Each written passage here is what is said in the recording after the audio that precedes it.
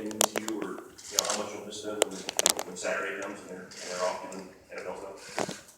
Yeah, get very sentimental, and understand that the team won't be the same. When this game's over, it'll exist. It'll exist in the record books. It'll exist in our memories. But the ball team, as we know it, won't be the same after this game. So I get very nostalgic about that, and I want them to leave with dignity and pride, knowing that they went out and played the very best they could, gave it their all. That's all you can ask, and we'll strive for that to be a win. Middle aisle, green shirt. Hi Jim, Rachel Lindsay from landoften.com. You touched on this a little bit, saying that the Orange Bowl, winning the Orange Bowl is your goal, but there's a perception kind of going around the country that bowl games have devalued and become meaningless. What makes these bowl games continue to be important despite the playoff margins? To win a championship, to win a trophy, to what I just explained. You want to go out and give it your very best. You want to give it your all. You want to have dignity and pride. And you'll have that in doing your very best. Also want to win. And left. That's a lot, isn't it, Rachel? It's a lot. Don't you think? Oh yeah, I think it is. I agree. Coach Asher Long, WCTV.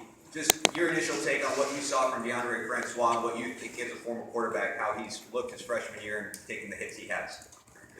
I mean, he looks good.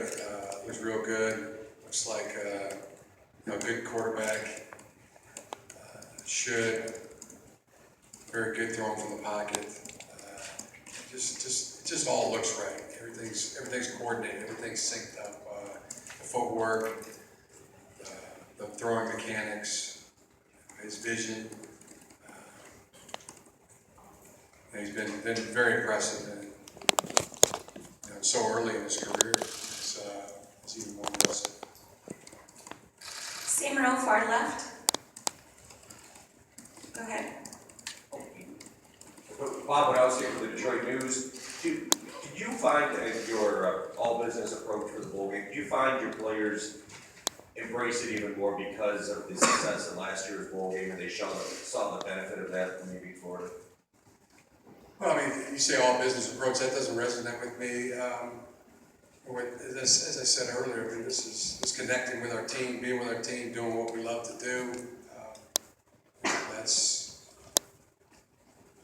We're doing it for the last time for some guys. For some guys, others it's maybe the second time or the first time. But to have the opportunity to be around your teammates, and when you're on a team, I mean, those relationships that you have with teammates, those are the tightest ones. Those are the closest ones. That's the way I feel about it. Approach it. On the right-hand side, third row. This side. Don Brown hasn't really taken a traditional coaching path, kind of made it look like some other guys. So how does that influence how he interacts with players and his kind of innovative nature as a Well, there's a lot of paths to take in the coaching profession. I don't know exactly what you mean by that. What's the question? He worked at smaller schools for most of his career, and recently kind of come up bigger schools. Has it had a different impact on the way he innovates or gives his career path? Don's a tremendous coach and teacher, first and foremost. One of the very best. Haven't been around it better. In all phases, in terms of relationships with the staff, with the players, with his football acumen at the very highest level. He's a good person. So all things in all ways, somebody that you really like being around. Don Brown is somebody that you respect and you want to emulate and be like. So I just can't say enough good things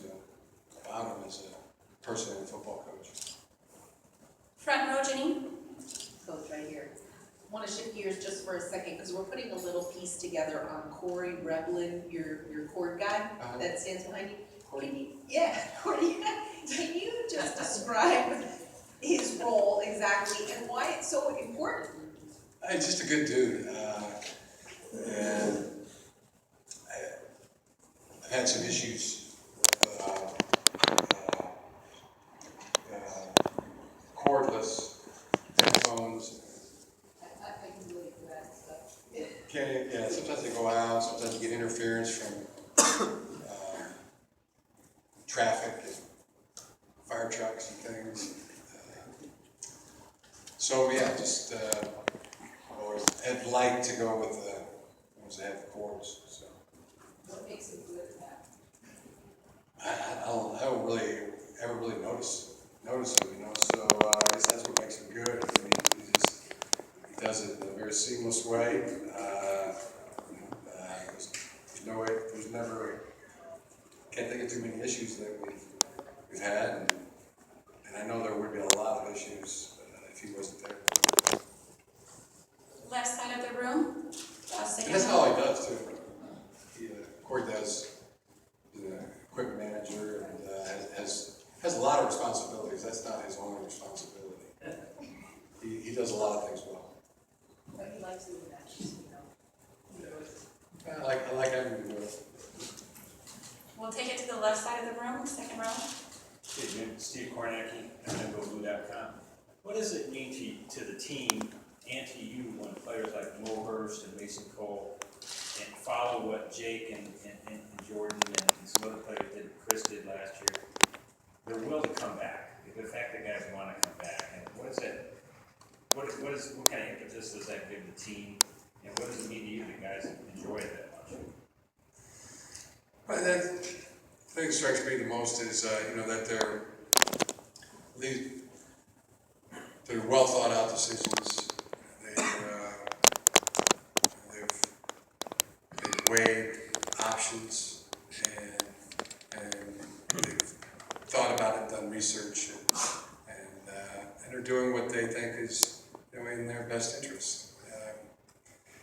So, if somebody's doing that, it's always been my opinion that if somebody's putting their family first and then